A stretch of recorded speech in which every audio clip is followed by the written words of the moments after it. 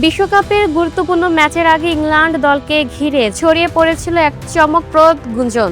দাবি করা হচ্ছিল মেক্সিকোর উচ্চতাজনিত চ্যালেঞ্জ মোকাবেলায় নাকি খেলোয়াড়রা ভায়াগ্রা ব্যবহার করতে পারেন। তবে সেই গুঞ্জন একেবারেই উড়িয়ে দিয়েছে ইংল্যান্ড শিবির।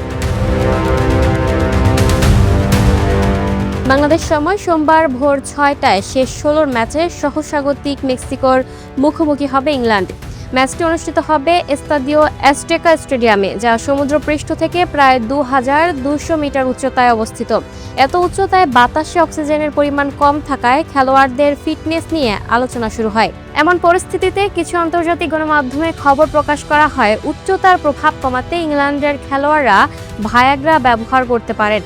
কিন্তু দলের প্রধান কোচ টমাস টুখেল স্পষ্ট জানিয়ে দিয়েছেন, এমন কোনো পরিকল্পনা নেই। তিনি বলেন, এ ধরনের কোনো তথ্য বা পরামর্শ তার কাছে আসেনি এবং বিষয়টি সত্য নয়। তবে বিষয়টি নিয়ে মজার মন্তব্য করেছেন ইংল্যান্ডের অভিজ্ঞ মিডফিল্ডার জর্ডান হেন্ডারসন। ৩৬ বছর বয়সী এই ফুটবলার হাস্যরস করে বলেন, ভায়াগ্রাই সাহায্য করছে, মজা করলাম, এটা শুধু রসিকতা।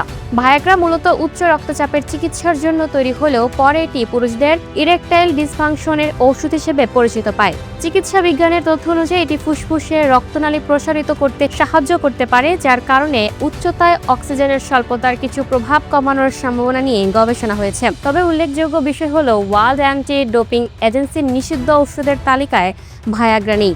তবু ইংল্যান্ড পরিষ্কার জানিয়ে দিয়েছে, মেক্সিকোর বিপক্ষে ম্যাচের জন্য এমন কোনো পরিকল্পনার তাদের দরকার নেই।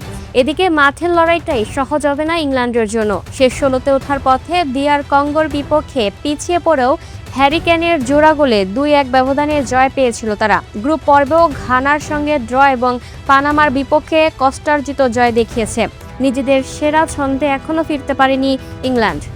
এবার দেখার বিষয়, সব গুঞ্জন পেছনে ফেলে উচ্চতার চ্যালেঞ্জ সামলে মেক্সিকোর বিপক্ষে জয় তুলে নিয়ে কোয়ার্টার ফাইনালে ব্রাজিল অথবা নরওয়ের বিপক্ষে জায়গা নিশ্চিত করতে পারে কিনা ১৯৬৬ সালের বিশ্ব চ্যাম্পিয়নরা।